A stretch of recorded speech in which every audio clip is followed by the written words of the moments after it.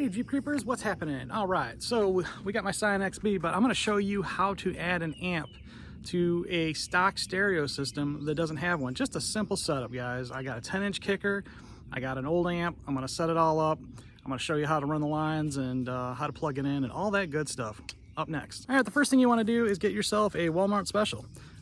This is rated to 680 watts. It's plenty of power for what I'm doing. They do have different gauges for different amp installs, but it comes in a little kit, pretty simple. It's the Scorsese, or whatever, however you say that. What comes in the box? A bag of wire, some various screws, fittings, and zip ties. All right, this little blue wire, this is known as a remote wire. This is the wire that you're gonna hook up and probably into a fuse block, and I'll show you how to do that, to tell the amp to turn on. Because this is directly wired to your battery, you don't want it on all the time. It'll come on with a car. As I alluded, this is your power line. This will provide the positive power to your amp. Also has an inline fuse that just opens up. Let's make sure there's one in there. And there is. Doesn't say how many ohms it is, but you can see it's pretty massive. So that's all gravy. This is the negative line. This is going to run to your frame somewhere and get a good ground. You'll know it works if the amp turns on or not. And then last but not least, you got your RCA lines. Positive, negative, white and black. Pretty self-explanatory. These carry the sound from your stereo. The way I'm going to attempt to run my wire is underneath the carpet. Since I have the seats up, since I cleaned it, I'm going to use just this is called a fishing kit. It's used for pulling wire through walls.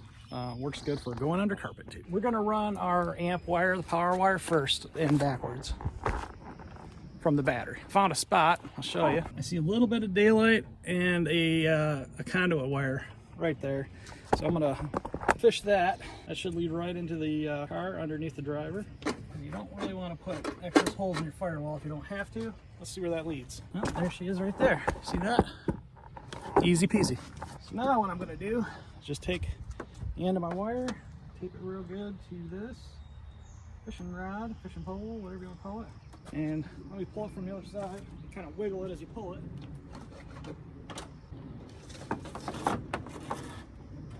There you go. So I'll just pull up the slack. Make sure it's not tangled.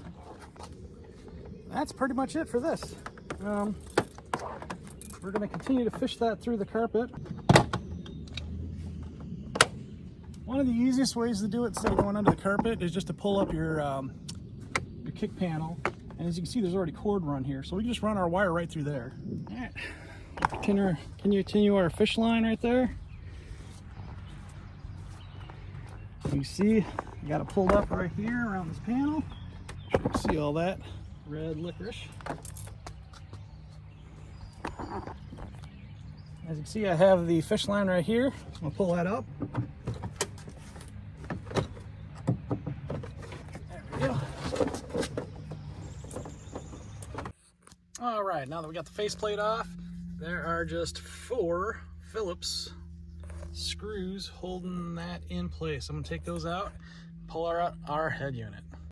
Now that I got those 4 screws out, head unit pulls straight out. Easy peasy. There's our wires. So off the back of the stereo, the only plug that we care about is this blue plug. And more importantly, we care about this gray wire right here. So I'm going to use as a vampire tamp. Gray wire will be used for our remote wire to turn our amp on. When the car turns on, the gray wire will have power, activating the remote line, turning on the amp. Here is a nice little kit that I found on Amazon. I'll link you in the description if you want to get one and do this same job. Get that on, you just push the wire down in the blade there, and then you just close this up like that, and then just plug your end right on the end there. Here's our remote wire, the blue wire. Again, I'm using my handy dandy strippers.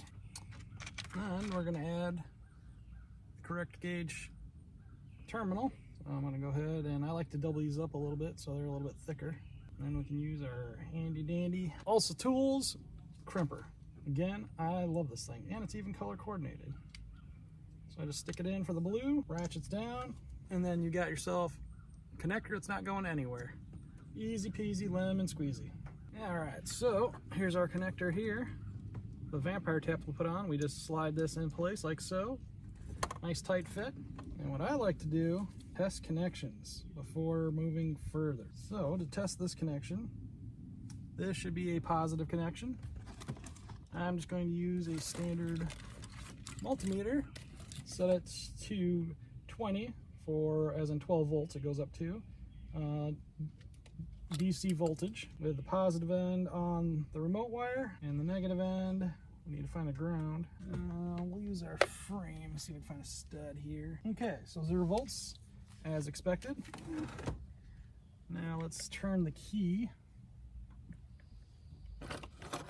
Should see voltage. I got 12 volts. That means our tap has worked, and now we can start running our line confidently, knowing that it will work. As luck would have it, I see a hole right through here I'm going to use. So I should be able just to push that right through. Let's see it. Pull that right through. All right, next step is removing all my masking tape from my beautiful paint job. Holy smokes, it's so sparkly and shiny, it's pretty. All right, I need to put the vents back in. All right, there's about 15 wrong ways to put this on, so I found them all. All right, let's put this back in place. I should have 2 little hook spots.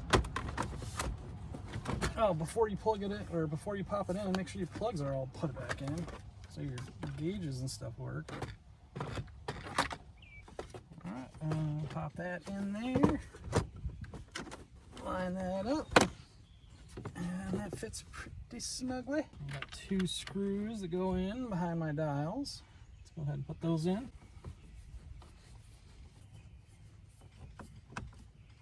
So let's see, I think I left this at the off position.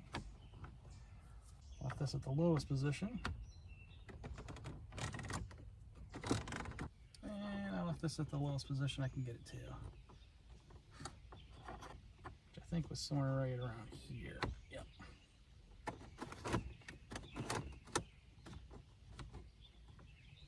Cool.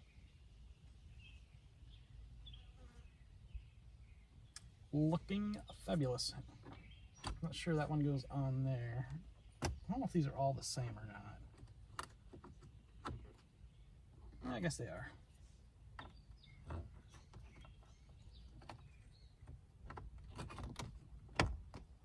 All right, buttons are on. We'll wipe that down with some rubbing alcohol to get the overspray off. Let's continue the amp install. All right, just like our red amp wire, our blue remote wire will run right through here. Nice clean look. I'm gonna run this under the carpet, same place I did that amp.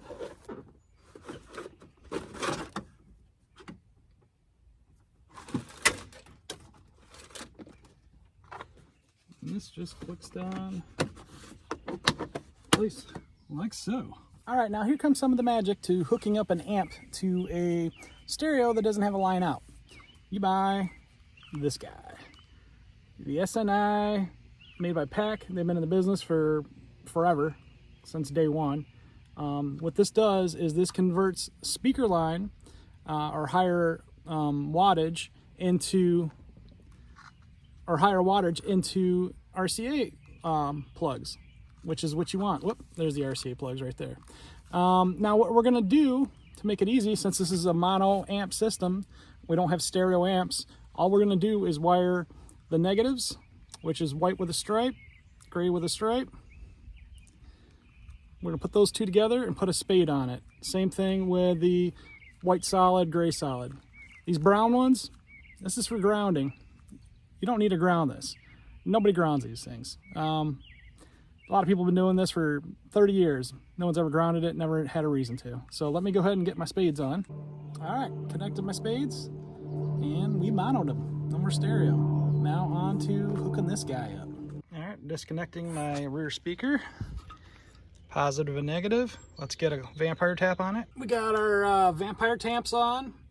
I tested them for continuity to the end of the plug, so we got good continuity, so that's important. Now we just plug in our stripes, which is negative. So this side has the stripes. That goes on our negative side, our negative tap. And then our positive side goes on the positive side. Now we can fish our little device down in there And I'm going to try to get it to show up through the strut tower there so I can access it to dial in the amp, because there is a little bit of an adjustment on this thing. So my adapter fits right above my strut tower, which is cool, and I can adjust the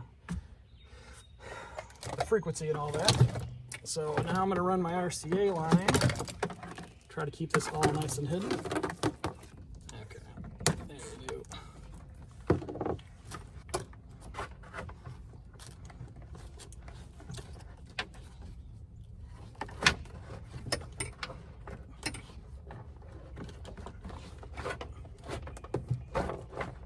And like that.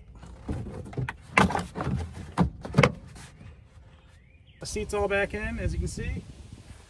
And now I'm going to wire up an amplifier. This is an amplifier. This came from my old car. This is a Kicker CXA 401 or 4001. It's got the remote line on it, so I control the bass level. You know, and it's just mono. You got a few different things like crossover and bass boost and gain. You know, it's got your basic speaker lines and everything. So the first thing I want to do is get the power line hooked up to this. Not the worst job, not the best job, but my job. Ground line, it just comes with a short line, and the reason for that is you're supposed to ground it to the frame somewhere. Luckily, I have this spot right here that I think is a good ground. We'll try using that. As you can see, I got a cargo bolt right here. I'll pull that up and probably hit it with a wire brush to make better conductivity. Luckily, they gave us a little eyelet to use, so we're going to go ahead and use that. And we also have an accessory bolt on here, so we're going to use that. Do not over tighten this. If you're going to use drills or impact guns, careful. And our wire nice and clean. Cover it back up. Look at that. Nice and clean.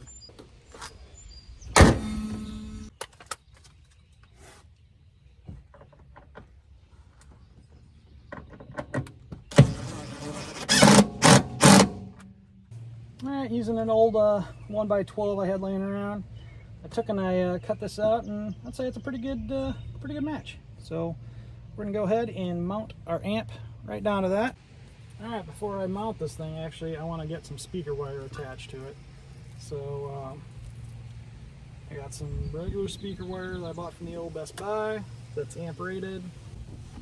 Alright, so I like to use copper for positive. Okay. This thing mounted down. Now I need to run my speaker wire.